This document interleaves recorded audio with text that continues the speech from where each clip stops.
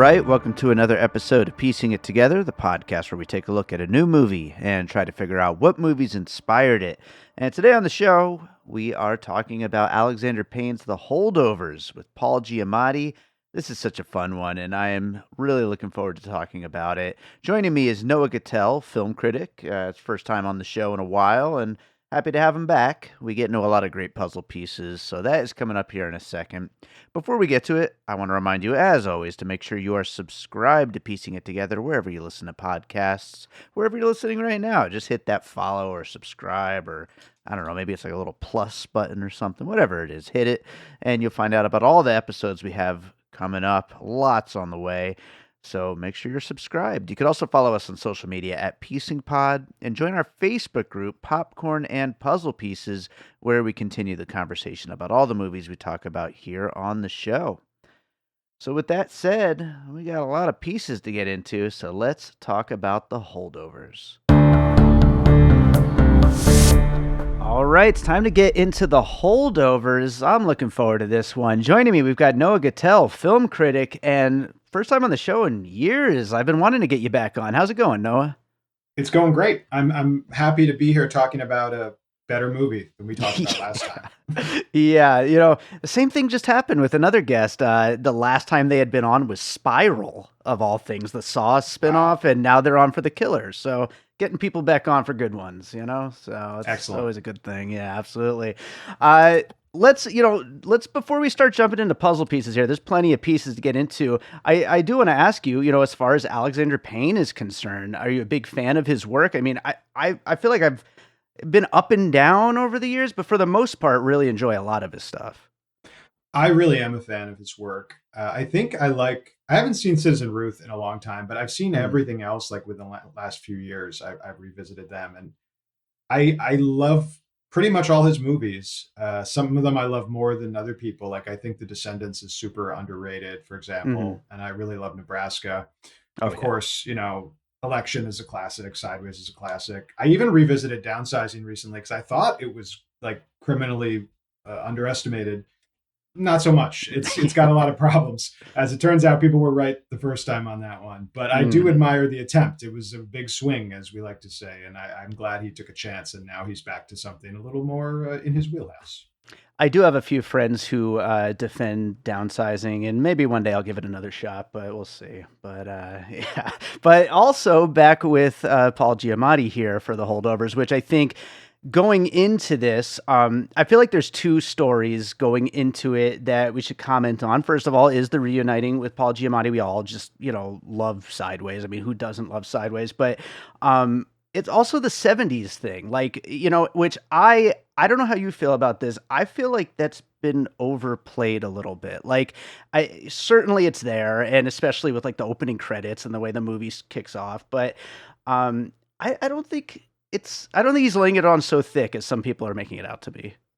Well, first of all, David, you just stepped on like 3 of my 5 puzzle pieces. Yeah. Recapturing the 70s. That's at least 2 of mine. So yeah, but I actually agree with you. I saw in interviews like the movies that he screened for his cast and crew before they shot, and it was, The Last Detail and The Landlord and Harold and Maude and Being There, and I think All the President's Men was the last one. And I know he really thinks of this as a 70s movie, but I think of him as a quintessential 90s filmmaker, right? Which is like a guy who grew up on 70s movies and is paying homage to those movies, but they don't have the real like dark existential undercurrent that I think a lot of those 70s movies had, because, for white guys like Alexander Payne, the 90s was a pretty good time to be alive and be in America. And I think, he's a video store kid, and sure, just like PTA and Quentin Tarantino and all those guys. And I think making a sort of jukebox version of a 70s movie is a quintessentially 90s thing to do. And that's sort of what he's done here.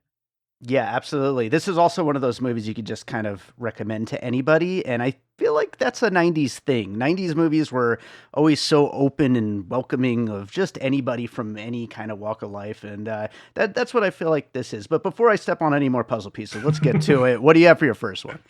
Well, I'm going to take the obvious route with my 1A choice and say Sideways. And the Hmm. reason I chose that out of all the other Alexander Payne movies is because of the Giamatti connection.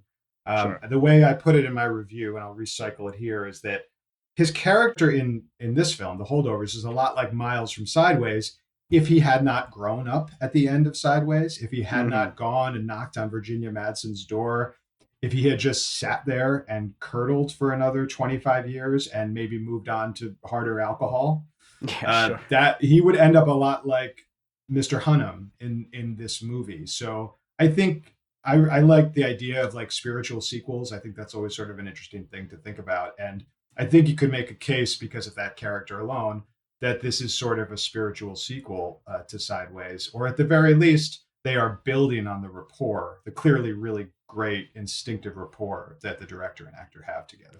Yeah, I think so too. I think that having that kind of rapport is so important when you're making a movie that could fall on the cringe side of things, with a character like this, with a setting like this. I think it could go so wrong. But God, Paul Giamatti just like nails it, as does the rest of the cast. They're all just in 100% with like this setting and this like kind of vibe that Alexander Payne is going for with this movie. So Yeah. I think that's absolutely right.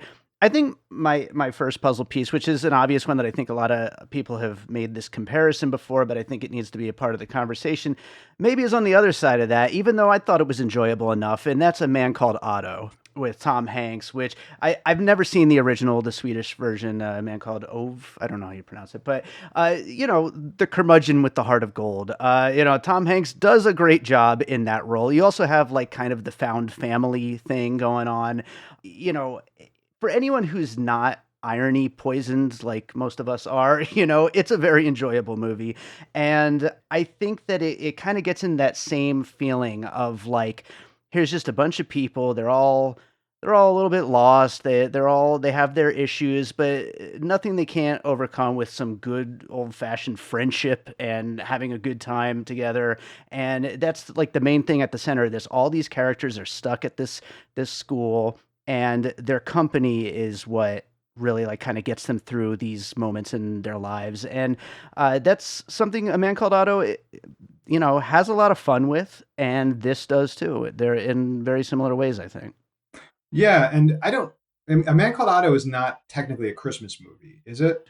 No, I But it mean, did. I well, think it came yeah, out on Christmas, if memory yeah, serves. So it was sort of like intended to be seen in the Christmas spirit. sure. And this movie is set at Christmas. It came out at Thanksgiving, but I think a lot of people will probably watch it at home, in December at some point. So I think they share that quality that you referred to in your opening. Like these are movies for pretty much everyone. Yeah, absolutely. Which, I don't want to go on too much of a tangent, but like this movie, The Holdovers, is doing well in theaters, and it's going to be, at the time of this recording, it's going to be on streaming like any minute now. I know it's so Uh, stupid. I don't get it. This business, I don't know what's going on. But let's go to another puzzle piece. What do you got next? Okay, well, I was thinking of prep school movies, and there were a lot of prep school movies in the 90s, actually, to choose from. The one that I went with was Scent of a Woman. Mm, And the reason I chose that one is that we've got another sort of old guy, old cranky guy, young guy dichotomy, mentor, reluctant protege dynamic. It has a trip to the city as a centerpiece of the movie in the same mm-hmm. way, a kind of illicit trip to the city. But I also think that of all the prep school movies of the 90s, this one felt like it viewed the prep school kids the same way. Like it saw them as the same sort of annoying schmucks Yeah. that this movie saw them. They're often annoying schmucks in prep school movies, but I just felt like Scent of a Woman and The Holdovers had the exact same kind of annoying schmuck. These entitled rich kids who may be a little bit funny. Like you can't help but admire. Like there's a little charisma there. But Yeah. ultimately, they just seem like these little entitled buggers, and you kind of can't wait to get them out of the movie. And in Yeah. both movies, they get them out pretty early. Right, right. That's an interesting thing about this, and it actually factors into a couple of my puzzle pieces here. The fact that we start out with a whole grouping, but then it's really just one on one for the most part from that point forward. I'll go with mine of that. Just jump on top. Good Will Hunting. Robin Williams and Matt Damon as these.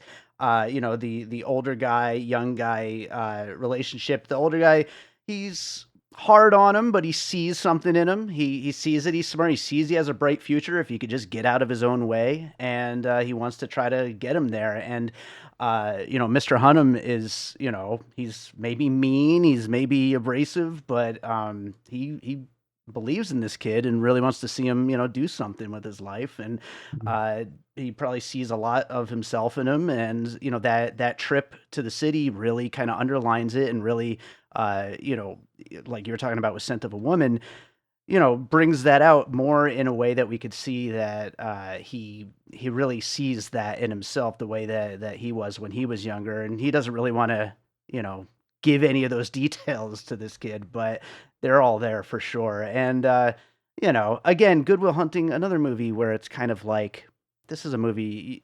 If you recommend Good Will Hunting to someone, they're gonna like Good Will Hunting. Come on. Yeah, and Robin Williams, of course, played a prep school teacher mentor in another film. So that's like a lane that he fits Yeah, like a glove, I think. absolutely, absolutely. Well, what do you got next?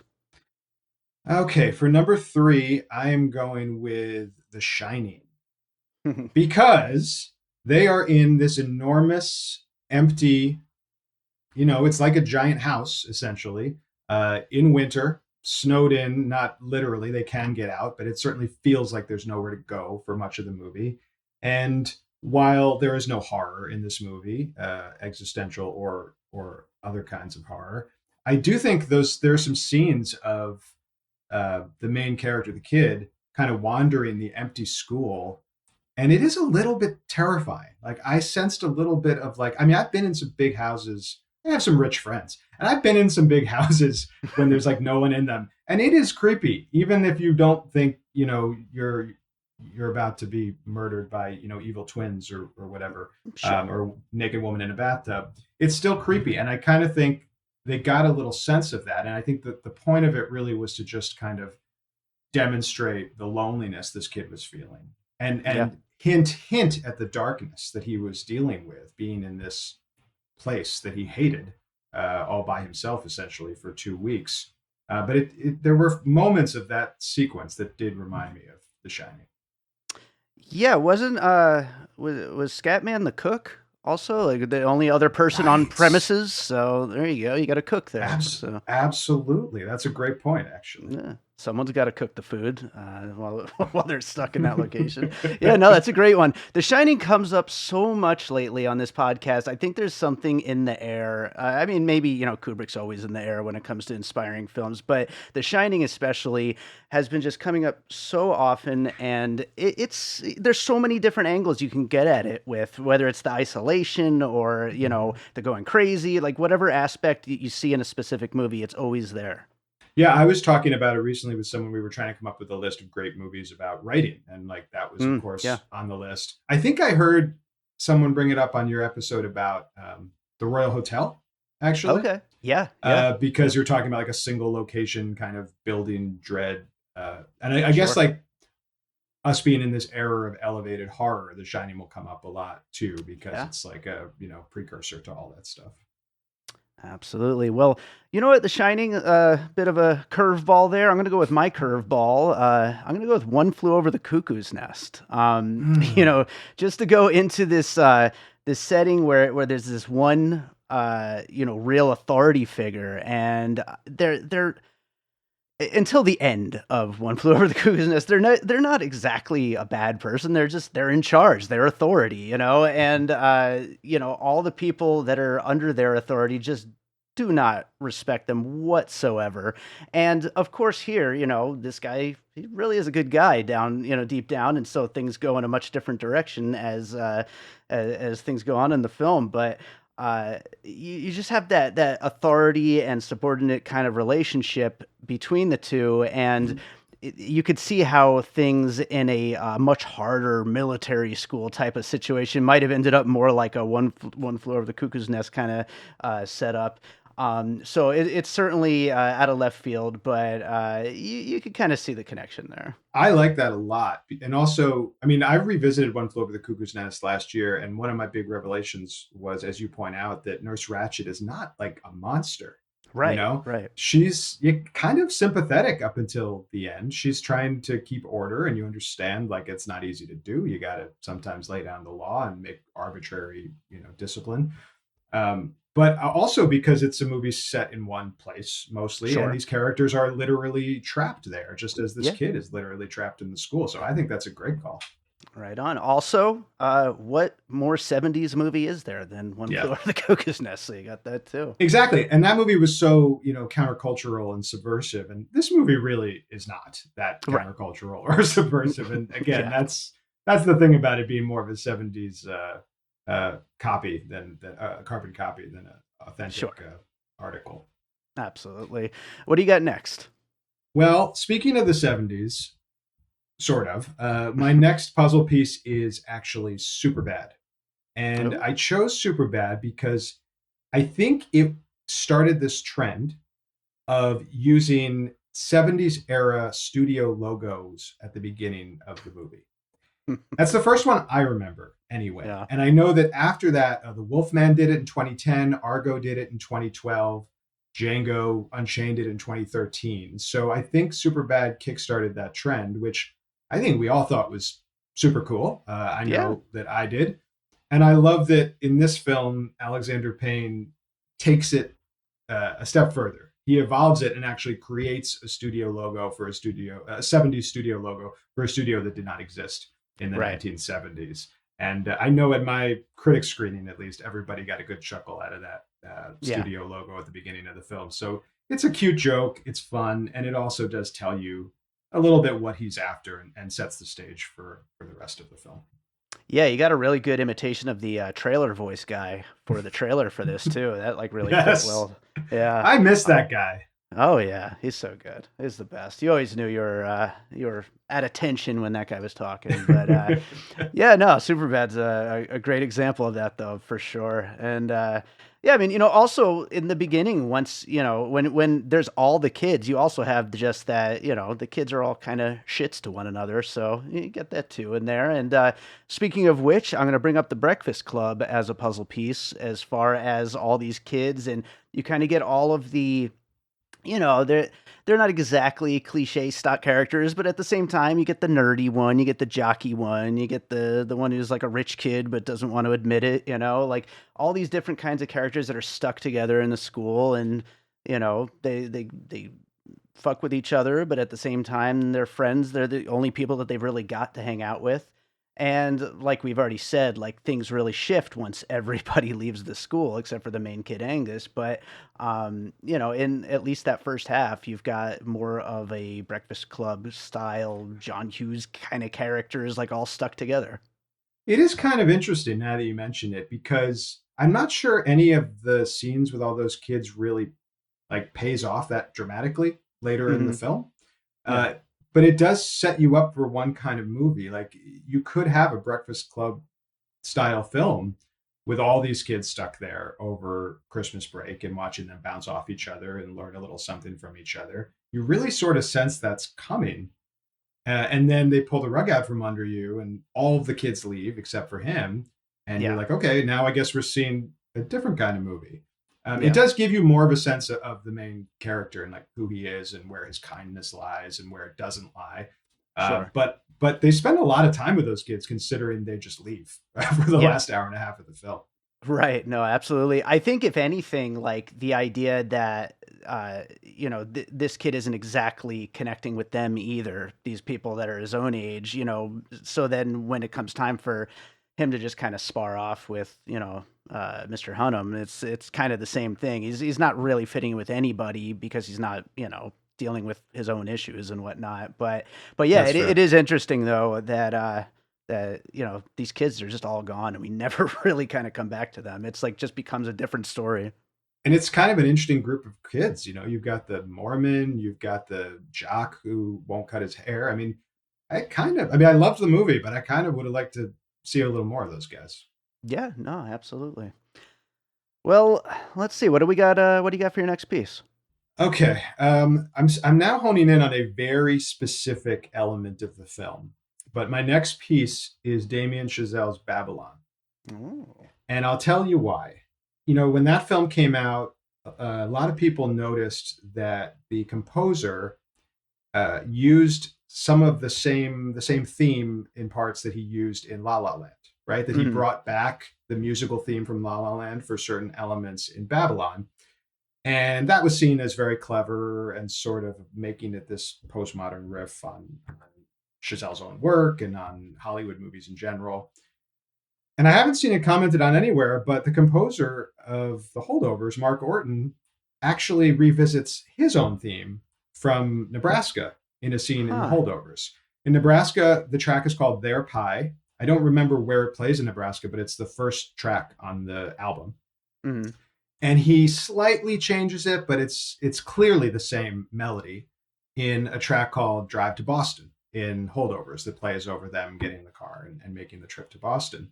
And I'm not sure what thematic resonance that has exactly, but I thought it Yeah. was worth noting because I don't think he tried to sneak it by anyone. I mean, I think it's pretty clear that he's using the same theme. I like it because it just makes Payne's work feel connected. And as somebody who's like, invested in directors and auteur theory and all that nonsense, that makes me feel all warm and cuddly inside. Sure. But I hadn't seen anyone mention it before, and as somebody who listens to the Nebraska soundtrack a lot, like I write to it, I really like it. It struck me immediately.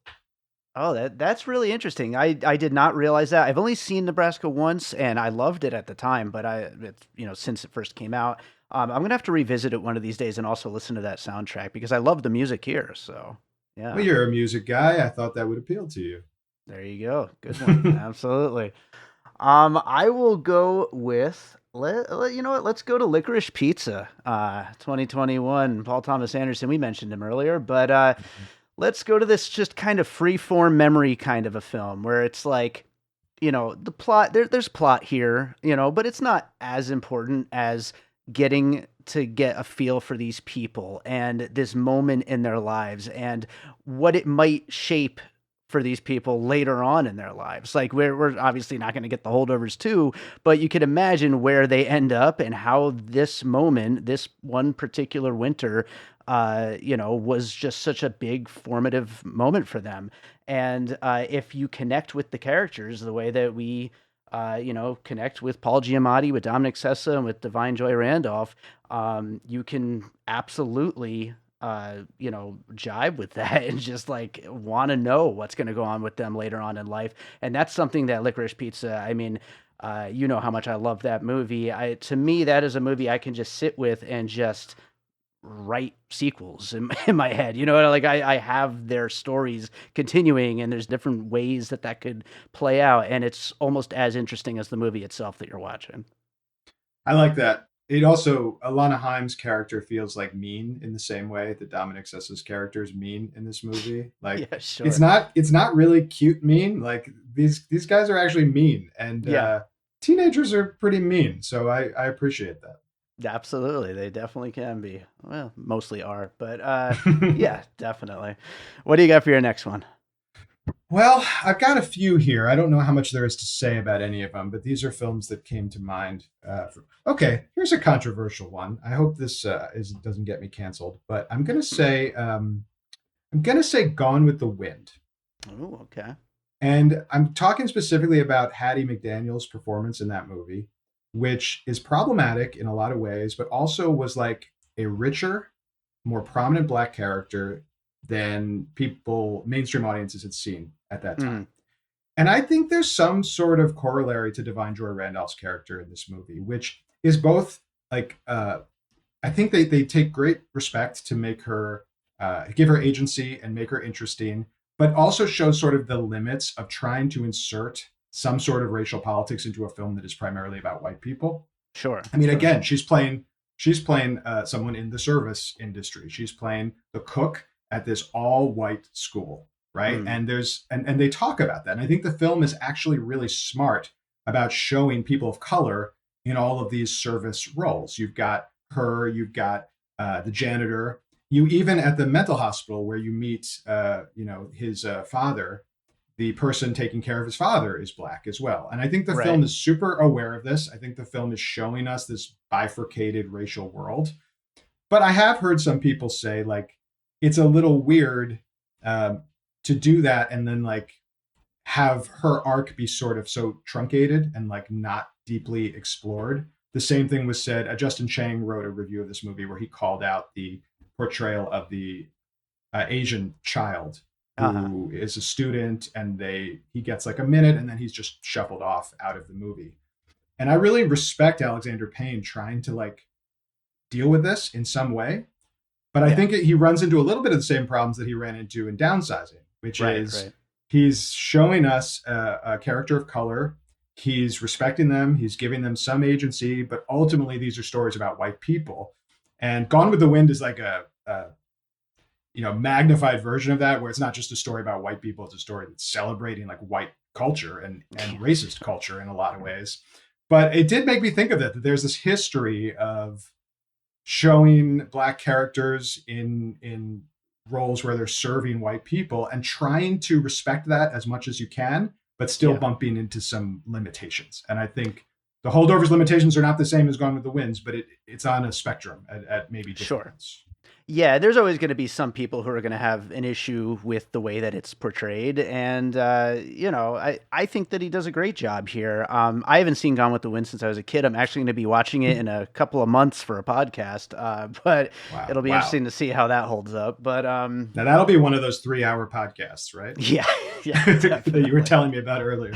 Oh yeah, definitely for sure.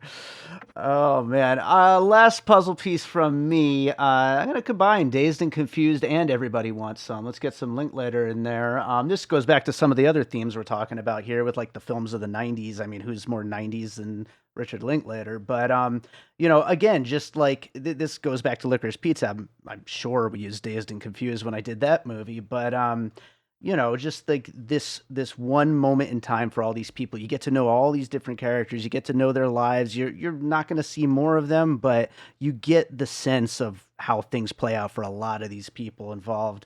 And for those, especially for those three central characters, like you really just get such a picture of these people, even with a short amount of time. Even Divine Joy Randolph, you get such a great idea of who this person is and what they've been through and where they're headed. And Paul Giamatti's character, Dominic Sessa's character, they're all so richly drawn. You think back to those Linklater movies, and you really get a feeling for all of these characters, even though it's this big tapestry of even more characters than this. You really get a sense of so many people.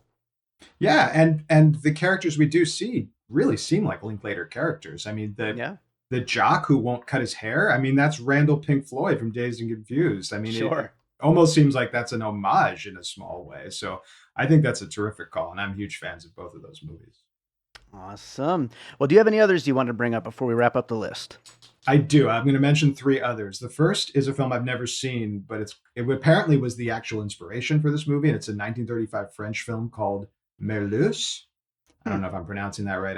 I don't speak French, but it's about a teacher who gets stuck over the Christmas holidays with a bunch of students and how Huh. they all grow to like each other. I haven't been able to find it anywhere, but I think Alexander Payne saw it like at a theater in France somewhere, Yeah, and that inspired him to make this movie. that sounds Uh, interesting. I'd love to see that. yeah, I was looking for it. It sounds cool. Also, going to mention the ice storm Hmm. because when we meet his mom and stepdad at the end, those characters really seem like they would have fit right into the ice storm. Like they would be at that key party in New Canaan, Sure. Connecticut, for sure. I Yeah. revisited that movie again recently, and more, boy, it is a rough watch. It is bleak as hell. But Oh yeah. those parents were ice storms unto themselves. And this one I just have to mention because it sprung to mind. But how about Home Alone? This is sort of like the opposite of Home Alone. Sure. He's not. They didn't forget him at home. They left him at school. But it's Christmas. He's sort of by himself in this enormous place. That he's not used to being alone in. And I don't know. It has a little bit of the same spirit of Home Alone if you squint really, really hard. Yeah, I could see that. Also, when the kid jumps on the trampoline and breaks his arm, like that's some Home That's Alone something Kevin stuff. McAllister would have done for sure. Yeah, absolutely. Why not? We'll throw Home Alone on the list. I like that. I'll also throw on there Rushmore. I mean, that kind of gets into the same themes as a lot of other things we were talking about there, but especially with all the back and forth verbal stuff going on, you can totally picture Jason Schwartzman and Bill Murray the way that they go at each other in that movie. So throw that on there as a last minute extra piece. I like too that in Rushmore and in this movie, it's a prep school that goes K through 12. Like you don't see that in prep school movies a lot. Usually it's just like high school. But you see Yeah, the actual children in both of those movies as well, which is something that binds them, I think, a little bit. that's interesting. Yeah, for sure. I will read down the list of puzzle pieces here, and then we'll get into some closing thoughts. We talked about Sideways, A Man Called Otto, Scent of a Woman, Goodwill Hunting, The Shining, One Flew Over the Cuckoo's Nest, Superbad, The Breakfast Club, Babylon, Licorice Pizza, Gone with the Wind, Dazed and Confused, Everybody Wants Some, Merluz, I'm taking your pronunciation of that one, The Ice Storm, Home Alone, and Rushmore. Obviously, lots of these like kind of student teacher, school kind of things, authority figures, curmudgeons, all kinds of stuff around the way. Any closing thoughts? Anything that we didn't quite get into while doing puzzle pieces that you wanted to bring up? Not really. I mean, we didn't talk a lot about Divine Joy Randolph, but I really did think she was great. I wrote a piece for Uprocks about her career and her performance in this movie. If people want to Google look for that, I would recommend it. But I think Yeah, it's it's a great. good. I think it's thank you. I think it's a great movie, and I think it's going to be a big player at the Oscars next year. I mean, this is the sort of like almost edgy, warm-hearted movie that I think Academy voters really go for. And if anything is going to derail the Oppenheimer train, if they're looking for something different, sometimes at the last minute, voters look for something different. It wouldn't shock me if something like this happened, especially since Alexander Payne is like long overdue for some serious Academy love. Yeah, I could see that for sure. I was actually thinking about the Oscars with this. Like, this is that movie where I'm like, when there's a movie like last year, it was The Banshees of Inisherin for me. Like a movie where it's like, whatever award it wins, I will not be one bit mad. Give it any awards you want to give it. I would be perfectly happy. Yeah, I hear This is you. that movie. So, yeah, I completely agree about Divine Joy Randolph. So good. And yeah, this whole cast is great. So I think that does it for the Holdovers. Noah, is there another movie you watched recently you'd like to recommend to our listeners? Yeah, I've been doing 2023 catch up screeners and whatnot as I try to solidify my top 10 list, which will be published at Washington City Paper. And I finally caught up to this movie, A Fire by Christian Petzold, that is now on Criterion after I think being in theaters over the summer. And I was blown away by it. I mean, I like Christian Petzold a lot. I love Phoenix. I really love Transit as well. But this was really sneaky. It sort of hides what it's actually about until like halfway, three quarters through the movie. And I don't want to spoil much.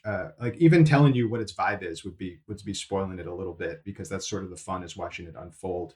But it is a movie about writing and about being a writer. Hmm. And I think anybody who has done that for a profession, whether part time, full time, whatever, I think will connect to it because this is a really indelible portrait of a writer that we can all relate to for better and for worse. Awesome. I'm gonna have to seek that out. I have not seen that, and it sounds great. So thank you for the recommendation on that one. Yeah, Noah, tell people where they can find you and your work.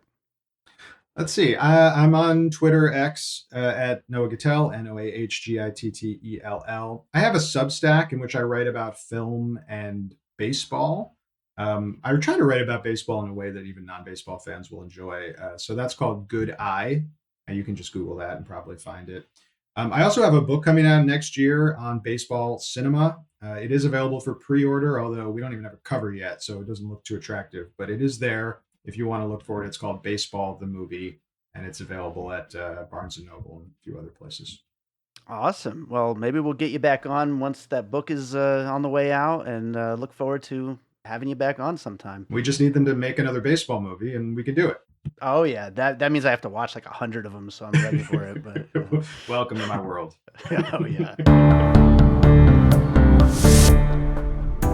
I'm Josh Bell. And I'm Jason Harris, and we co-host a podcast called Awesome Movie Year. Each season, we take a look back at an awesome year for movies, which is every year. We deep dive into these specific years, and we pick out why they were such great years for films. We go over the biggest hits, the biggest flops, the best picture, some personal picks, some cult classics. Years we've covered in past seasons include 1994, 2003, 1977, and 1984, and we've got all of film history to look forward to. So check us out at awesomemovieyear.com or wherever you listen to podcasts. All right, so I hope you enjoyed that conversation about the Holdovers.